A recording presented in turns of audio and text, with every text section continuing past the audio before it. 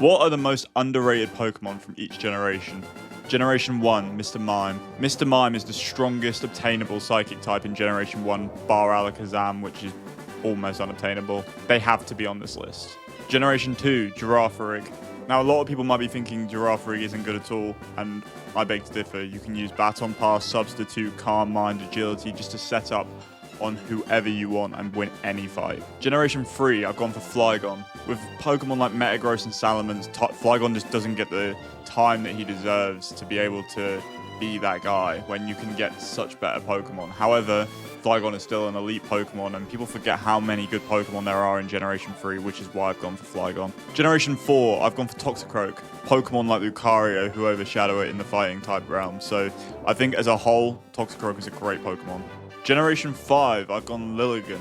Now, Lilligant isn't one of those Pokemon you associate with Generation 5, in my opinion. However, it's strong, it can Quiver Dance, and again, set up on a lot of Pokemon that you might struggle with otherwise. I think the Lilligant is a must-take for most Gen 5 teams.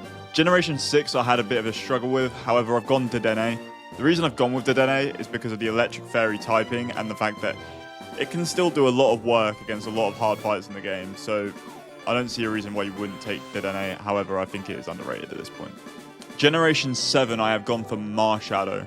With the amount of good mythicals and legendaries in Generation 7, I think that Marshadow doesn't really get the limelight it deserves. With a fighting ghost typing, it's probably one of the stronger Pokemon in that generation, so I've gone with Marshadow. For Generation 8, I've gone for Grimmsnarl. It's dark and fairy type, and when you talk about dark types, when you talk about fairy types, I guarantee you Grimmsnarl doesn't make the conversation. However, when I did my playthrough, Grimmsnarl carried my team, so Grimmsnarl has to be here. And finally, for Generation 9, I've gone for Grafaiai.